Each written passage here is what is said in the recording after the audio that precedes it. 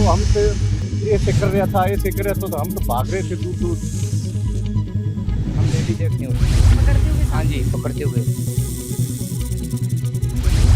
विज्ञान कहता है कि पृथ्वी पर सांपों की 3000 से ज्यादा प्रजातियां हैं, जिनमें से 600 प्रजातियों में विष पाया जाता है। सिर्फ 200 प्रजातियां खतरनाक होती हैं, जिनके काटने से मनुष्य की मौत तक हो सकती है। विज्ञान यह भी कहता है कि सांपों का विष उनके अंदर के सैकड़ों प्रोटीन से मिलकर बना होता है, लेकिन विष की उत्पत्ति और उसके प्रभाव में अंतर होता है। यहां तक कि एक ही प्रजाति के 2 सांपों के विष का असर भी एक जैसा नहीं रह जाता।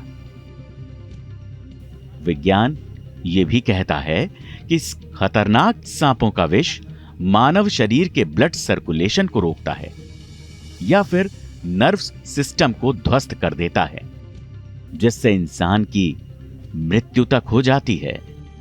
तो आखिर हरियाणा के एक युवक पर सांप के विष का कोई असर क्यों नहीं पड़ता?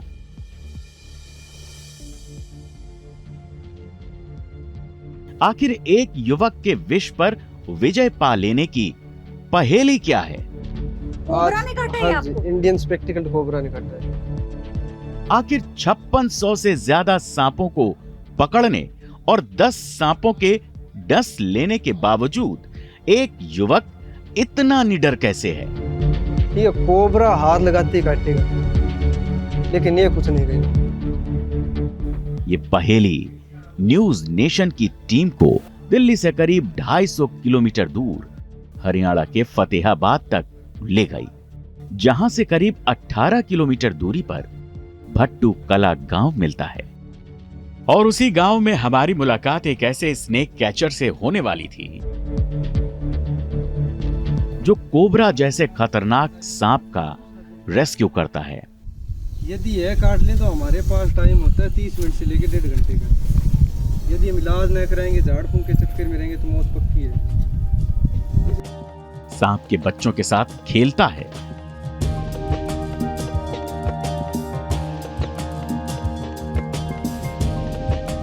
रेड स्नेक का गुस्सा दूर भगाने के लिए उसे नहलाता है, पानी पिलाता है और सांप के 10 दंश के बाद भी जिंदा है। क्या आपने कभी सुना है कि किसी शख्स को सांप ने 10 बार काटा हो और उसका बाल भी बाका ना हुआ हो, वो जिंदा हो? आज ऐसे ही एक शख्स से हम आपको मिलवाने जा रहे हैं जो रहता है हरियाणा के फतेहाबाद में। दिल्ली से सुबह सुबह निकली न्यूज नेशन की टीम उस राज्य में दाखिल हुई जो कृषि प्रधान राज्य है, जिस राज्य की कृषि का देश की आर्थिक उन्नति में बहुत बड़ा योगदान है। करीब 6 घंटे की यात्रा के बाद आखिर हम उस फतेहाबाद शहर में दाखिल हुए, जिस शहर का एक चौक स्वतंत्रता संग्राम सेनानियों के नाम पर गर्व करता मिलता है, जहां महात्मा गांधी से लेकर चंद्रशेखर आजाद तक की मूर्तियां दिखती हैं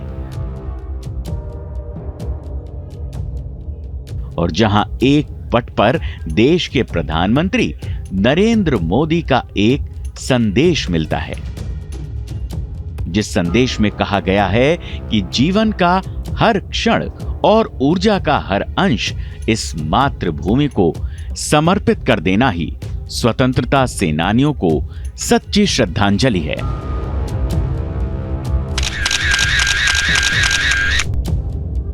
इस फतेहाबाद का इतिहास जुड़ा है मुगल बादशाह मोहम्मद बिन तुगलक से। तो सपेरे के रहस्य को खोजते हुए हम पहुंचे फतेहाबाद के मेन बाजार में। दरअसल ये शहर के बीचों बीच एकमात्र यहाँ की ऐतिहासिक धरोहर है और वो है ये लाट, जिसे मोहम्मद बिन तुगलक ने ही बनवाया था।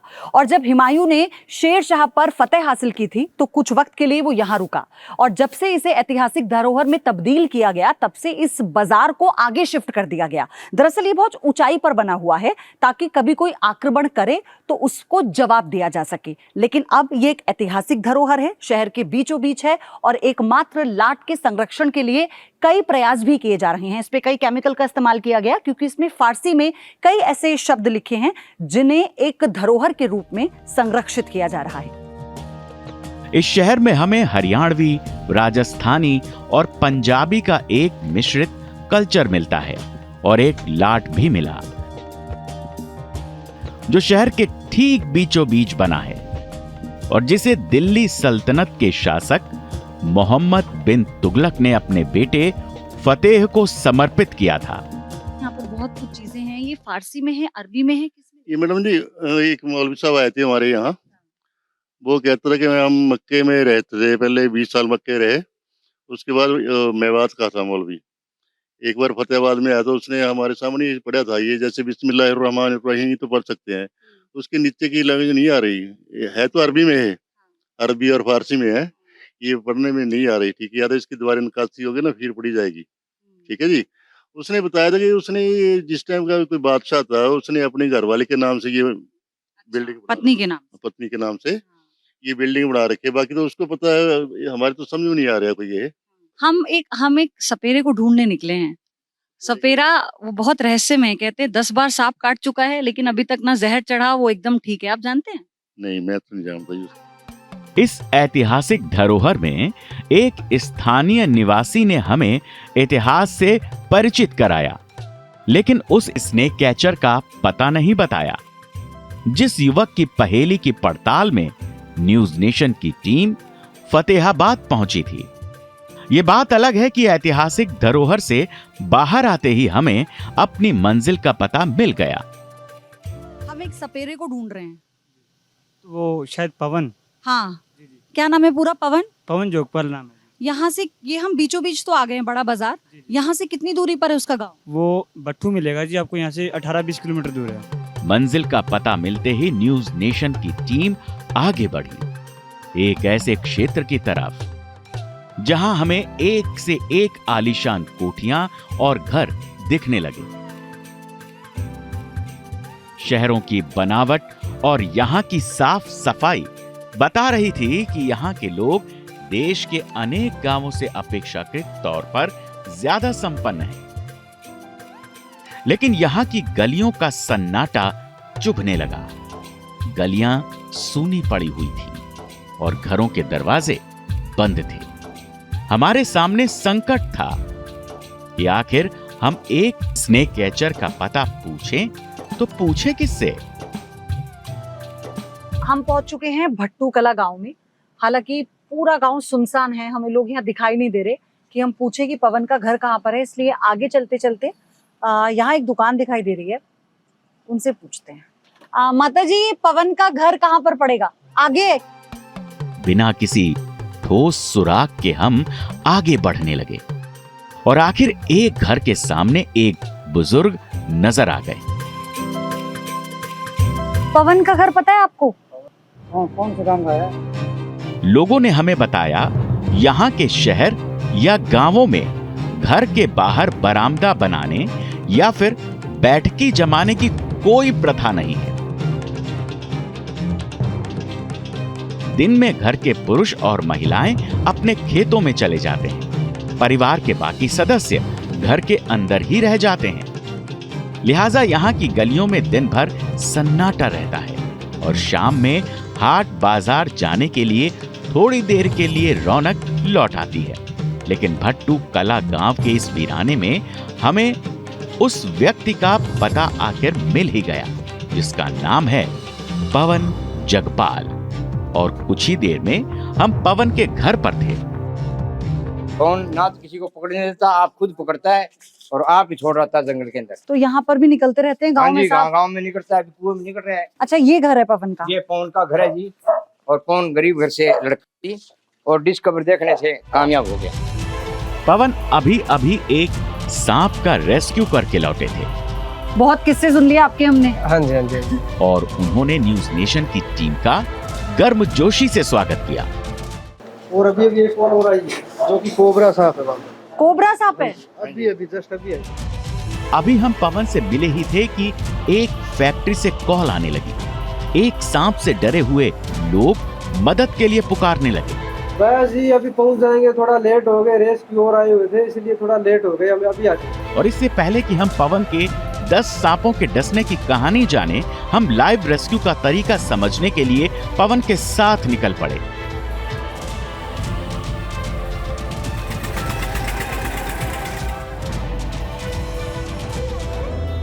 जहाँ से हम लोग आए हैं आपके घर से, आपकी है ये फैक्ट्री? हाँ जी मेरी है जी। सांप है अंदर? हाँ सांप है जी, यहाँ पर पार्क में एक सांप था जी मैडम जी, पार्क में था जी पहले, थोड़ी देर पहले, फिर वो यहाँ से अंदर चला गया जी कमरे में। कमल और पवन आप लोग तैयार हैं? हाँ जी बिल्कुल तैयार है जी हम। तो यही वो कमरा है जहाँ पे सांप है? इसके फिर आगे चले गए अंदर, और जो इसके भी अंदर एक कमरा है, हम चलेंगे अब अंदर, लेकिन पवन और कमल आप दोनों तैयार हैं? तैयार हैं बिल्कुल जी। संजय आप भी केयरफुल रहना, क्योंकि आप पूरा ये लाइव रेस्क्यू ऑपरेशन है जो इस वक्त हम आपको दिखा रहे हैं। और इसी के अंदर बता रहे हैं वो सांप, और अब हम इसको निकालने की कोशिश करेंगे। तो कमरे में सांप के छिपने की अपार संभावनाएं थी। इनको निकालते हैं तो शायद इनके पीछे हो सकता है वो। बावजूद इसके पवन की टीम ने निडरता से कमरे की तलाश शुरू कर दी। कमल उस साइड में देखो आप, यहाँ तक कि हमसे भी डर को दूर भगा देने की अपील करते रहे। मैं अंदर आ सकती हूँ? हाँ जी कोई दिक्कत नहीं। हाँ जी नहीं कोई दिक्कत नहीं है जी, ये हमारे मित्र है, किसी को नहीं काटते। सांप की खास बात है बिना दबे बिना छेड़े कभी नहीं काटेंगे। बिल्कुल थोड़ी सी जगह मिल जाएगा ना, सांप उसके अंदर समा सकता है। सिर्फ 10 मिनट के अंदर वो सांप हमारी नजरों के मिल गया? सामने मिल गया? हमें हाँ जी ऊपर नहीं आएगा। हाँ जी देखो, मुझे सच में डर लग रहा है। बिल्कुल देखो आप, ऊपर नहीं आएगा, हमारी गारंटी है। कहाँ है? ये देखो इसके अंदर देखो, ये जो सांप बिना जेर वाला सांप, कौन सा सांप है पता लग इसका पा रहा नाम है? है इंडियन रेड स्नेक, जिससे फैक्ट्री में काम करने वाला हर व्यक्ति डरा हुआ था। ये है जी इंडियन रेड स्नेक, जिसको हिंदी में दामन बोलते हैं और कहीं कहीं पर बोलते हैं घोड़ा पछाड़। पवन पहचान चुके थे कि ये रैट स्नेक है, जो स्वभाव से शर्मीला और शांत होता है, जो खेतों में चूहे, मेंढक और पक्षियों को खाता है, फसल को बचाता है। इसके अंदर विष नहीं होता और आज वो भटक कर फैक्ट्री में आ गया। तो यही एक उपाय होता है कि सांप को आप पानी सांप के ऊपर डालते हैं, पानी मिलाते हैं? ठंडा पानी डालें और वो एकदम शांत हो जाए। अच्छा हाँ जी, अब इनको हम बाहर निकालेंगे सुरक्षित। पवन ने उसके गुस्से को ठंडा करने के लिए सबसे पहले पानी डाला, पानी पिलाया और फिर बाहर निकाला। ये देखो, ये देख सकते हो। नहीं ये देखो, मतलब ऐसा लग रहा है मैं प्योर लेदर को टच कर रही हूँ। और इसमें हाथ में ले सकते हो आप, कोई डर नहीं है। देखिए ये एक रेस्क्यू के पीछे का एक और मकसद मैं आपको बता दूं, क्योंकि पवन भी यहाँ पर है, डर पूरी टीम वहाँ पर है। डर निकालने के साथ साथ जानवरों को मिसट्रीट मत कीजिए, उन्हें मारिए मत, क्योंकि ये अगर यहाँ पर आया है तो मैंने बहुत हिम्मत से इसको पकड़ा है, क्योंकि मुझे हिम्मत दी है अभी यहाँ पे सब लोगों ने, बहुत सारे लोग हैं यहाँ पर। जो भारत के अंदर जो 32% अनाज है ना, जो 32% अनाज है वो इन सांपों की देन है। यदि भारत के अंदर ये सांपों की प्रजातियां लुप्त हो जाए ना, तो हमारे 32% अनाज की उपज कम हो जाएगी। क्योंकि ये क्या करते हैं, जो मेंढक, चूहे और जो पक्षी है उन पर नियंत्रण रखते हैं, जो कि फसल को खराब करते हैं। दोपहर के करीब 2 बज चुके थे। पवन का रेस्क्यू ऑपरेशन पूरा हो चुका था और इस लाइव रेस्क्यू ऑपरेशन को देखने के बाद हम पवन के घर लौटे। तो फिलहाल तो हम पवन के घर पर मौजूद हैं। पवन आप अपने परिवार से नहीं मिलवाएंगे हमें? ये हमारी वाइफ। अच्छा, तो आपको डर नहीं लगता जब पवन सांप पकड़ते हैं? नहीं मैम, डर तो लगता है पर जीत करना पड़ता है। अच्छा, प्राउड होता है? तो ये आपका पवन बेटी है? हाँ, ये हमारी बेटी। नमस्ते माता जी। कैसा लगता है जब पवन रेस्क्यू सांप को बचाते हैं और फिर जंगल में छोड़ देते हैं? तो भैया कर तो डर लग गया, अभी कौन लग गया। डर लगता है, माँ का दिल है तो वो डरता ही है। हरियाणा के फतेहाबाद में न्यूज नेशन की टीम एक रहस्य की पड़ताल के लिए पहुंची थी। रहस्य ये, क्या हर मनुष्य पर सांप के विष के प्रभाव में अंतर भी हो सकता है? क्या पवन ने विष पर विजय प्राप्त कर ली है? तो सबसे पहले तो मुझे ये बताइए कि वो रहस्य जिसको हम जानने के लिए यहाँ तक पहुंचे हैं, वो ये है कि आपको 10 बार सांप काट चुका है और कुछ नहीं हुआ। तो पहले आप मुझे कहीं दिखाएंगे, कहीं कोई कट? ये देखो जी, ये कोबरा काटा था। कोबरा ने काटा है आपको? इंडियन स्पेक्टिकल कोबरा ने काटा है, जो कि 3 साल पहले काटा था। अभी तक उठा इतना है, क्योंकि ये भारत का दूसरा जहरीला सांप है। यहाँ से ये टिश्यू जमा देता है यहाँ से खराब कर दिया, देखो यहाँ तक अंगूठा खराब हो गया। तो इसका आपने तो ट्रीटमेंट इसमें कैसे मैं किया 2 फिर दिन तुरंत? आईसीयू में रहा था। ठीक है जी। और इसका ट्रीटमेंट होता है जी स्नेक एंटीवेनम, जो कि फतेहाबाद यानी जिला अस्पताल के अंदर मिलेगी, लोकल हॉस्पिटल में कहीं नहीं मिलेगी। अच्छा, तो इसीलिए कभी भी स्नेक बाइट हो तो सीधा जिला अस्पताल जाएं, कभी भी झाड़ फूंक के चक्कर में ना पड़े। तो मैंने क्या है, कोबरा काटने बाद तुरंत मैं हॉस्पिटल में चला तो ये रेस्क्यू ऑपरेशन के दौरान ही कोबरा ने आपको काटा था? हाँ जी, 3 साल पहले? हाँ जी। साफ है पवन भी कोबरा सांप के शिकार बने, लेकिन 18 साल की उम्र से सांप पकड़ने का शुरू हुआ सिलसिला जारी रहा। विषैले सांप की प्रजातियों से पहचान बढ़ती गई, उन्हें रेस्क्यू करने का हुनर भी बढ़ता गया। अभी तो हमने यहाँ पर ग्राउंडा बना दिया है। हाँ, इसी रूम के अंदर हमारा एक सांप था, जो हाँ। कि लोगों ने क्या किया कि फिर उन्होंने मार दिया। हाँ, फिर मैंने सोचा कि आज के बाद में मैं उस सांप को भी कभी भी कोई भी सांप को नहीं मरने दूंगा, ये तो मर गया। तो फिर मैंने डिस्कवरी चैनल देखना स्टार्ट किया। फिर डिस्कवरी चैनल देखते देखते मैं पहले सांपों से बहुत ज़्यादा डरता था, मेरे को नॉलेज ही नहीं थी कि भी सांप कौन से जरिए से क्या नाम है उनका। फिर क्या हुआ कि मैं मुंडी दबा के डायरेक्ट, मेरे पास कोई औजार नहीं थे, मेरे को पता भी नहीं था, मैं डंडी से मुंडी दबा के यहाँ से पकड़ लेता था। पूरे फतेहाबाद में पवन की पहचान रेस्क्यू मैन की तरह बन गई है, जो सांपों को पकड़ते हैं, उन्हें जंगल में छोड़ते हैं, जिन्होंने कुछ ही देर पहले न्यूज नेशन की टीम के साथ लाइव रेस्क्यू किया था और जिन्हें अब कोबरा का कॉल आने लगा था। हाँ जी, बस अभी आ रहे हैं, आपके पास ही आ रहे हैं। पवन का कर्तव्य एक बार फिर जाग चुका था। जिस कोबरा के विष ने कभी उनको आईसीयू तक पहुंचा दिया था, उसको पकड़ने के लिए एक बार फिर टीम खेतों की ओर निकल पड़ी। कोबरा का यह रेस्क्यू ऑपरेशन कठिन था। अंधेरा बढ़ने लगा और स्नेक मैन के साथ पूरा दिन बिताने के बाद न्यूज नेशन की टीम वापस लौट गई। टीम के वापस लौटने के बाद दूसरे दिन पवन ने हमारे साथ ये वीडियो खुशी खुशी साझा किया। वो कोबरा का रेस्क्यू करने में कामयाब रहे। इन्हें वापस जंगल में छोड़ दिया गया था। तो आखिर सांप के अंदर विष आता कहां से है? आखिर सांप के शरीर में विष बनाने की साइंस क्या है? और मानव शरीर पर सांप का विष असर कैसे करता है? विज्ञान कहता है कि सांप के काटते ही मानव शरीर में विष तेजी से फैलने लगता है। ये रक्त के जरिए पूरे शरीर में फैलता है और ब्लड क्लॉटिंग की शक्ति खत्म कर देता है। विज्ञान कहता है कि सांप का विष नर्वस सिस्टम पर भी असर करता है। नर्वस को मसल से जोड़ने वाले इलेक्ट्रिकल इंपल्सेस को रोकने लगता है।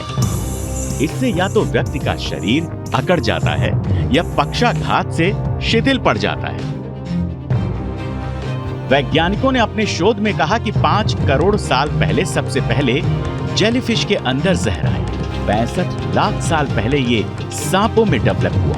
जहर कुछ और नहीं बल्कि बायोलॉजिकल मॉलिक्यूल्स हैं, जिन्हें प्रोटीन या पेप्टाइड कहा जाता है। जीन में म्यूटेशन उसे घातक बना देता है। इस जहर की मिस्ट्री तब खुलनी शुरू हुई जब 1983 में जीन पियरे रोसो एक शीशी में सांप का जहर लेकर फ्रांस लौटे थे। जहर की शीशी पर शोध के बाद कई थ्योरीज सामने आई, लेकिन कई राज बाहर नहीं आ सके। सांप जब काटता है तो उसका जहर जो शरीर पे चढ़ता है उसके 3 प्रकार होते हैं। 90 से ज्यादा प्रतिशत सांप जहरीले नहीं रहते, लेकिन जो सांप जहरीले रहते हैं उसका जहर काफी चढ़ता है। जहर 3 किस्म का होता है। एक जहाँ पे बाइट होता है वहाँ का वो टिश्यू को डैमेज करता है, नेक्रोसिस करता है। दूसरे टाइप का जो सांप का जहर होता है वो होता है हेमेटोटॉक्सिक, जो खून में असर करता है और शरीर में जो खून रोकने की प्रक्रिया है उसको डिस्टर्ब करता है। और तीसरे प्रकार का जो जहर होता है जिसको हम न्यूरोटॉक्सिक कहते हैं, वो हमारे शरीर की जो नर्वस सिस्टम है उसको पैरालाइज करता है। फिलहाल कोई नहीं जानता कि सांप के विष में अंतर क्यों होता है। उसी जहर से किसी का ब्लड प्रेशर हाई हो जाता है तो किसी का ब्लड प्रेशर लो क्यों हो जाता है। किसी के शरीर में ब्लड क्लॉटिंग बढ़ जाती है तो किसी के शरीर में ब्लड क्लॉटिंग की शक्ति खत्म क्यों हो जाती है। लेकिन आंकड़े कहते हैं कि हर साल इस पृथ्वी पर 50 लाख लोगों को सांप डसते हैं। इनमें से प्रतिवर्ष 1 लाख लोगों की मृत्यु हो जाती है। 4 लाख लोग अपाहिज हो जाते हैं और इस आंकड़े को कम करने के लिए विज्ञान को अभी सांपों की मिस्ट्री सुलझानी बाकी है। स्नेक मैन की यह पड़ताल बता रही थी कि पवन को वाकई सांप ने डसा है और एक बार नहीं बल्कि 10 बार डसा है। जिन सांपों में से एक सांप कोबरा भी था। कोबरा के विष ने उन्हें मृत्यु के निकट पहुंचा दिया। लेकिन 10 सालों से इन्हीं सांपों के बीच पवन ने अपना संसार बसा रखा है। वो हर दिन सांपों का रेस्क्यू करते हैं, सांपों को जंगल में छोड़ते हैं ताकि इस धरती पर इन मूक प्राणियों का संसार गुलजार रहे, आबाद रहे। हमारे देश में सांपों को लेकर कई तरह की कहानियां हैं, कई तरह के किस्से हैं। जीव प्रेमियों से मिलने के बाद जो एक बात आम है वो व्यवहार जो आप जानवरों के प्रति रखते हो, वो व्यवहार जो आप मनुष्य के प्रति रखते हो। जैसा व्यवहार करोगे वैसा व्यवहार मिलेगा। और पवन से मिलने के बाद हमने यही समझा है कि जानवरों के साथ अच्छा व्यवहार करो तो वो आपको कभी नुकसान नहीं पहुंचाते। पवन के इस हुनर को कुछ लोग जादूगरी कहते हैं, कुछ लोग शक्तियां कहते हैं, तो कुछ लोग पवन का साहस कहते हैं। लेकिन पवन से मिलने के बाद हम पवन के इस साहस को मानवता का नाम दे रहे हैं, क्योंकि पवन जो कर रहे हैं वो अच्छे नहीं कर पाते। भले ही पवन को सांप ने डस लिया हो, लेकिन पवन के जज्बे को किसी सांप ने नहीं डसा, क्योंकि सांपों के प्रति पवन का प्रेम, पवन की सांपों के साथ दोस्ती ये बताता है कि अपने व्यवहार से आप किसी को भी अपना बना लेते हो। कैमरा पर्सन संजय शर्मा के साथ पयुधी शशि, न्यूज़ नेशन।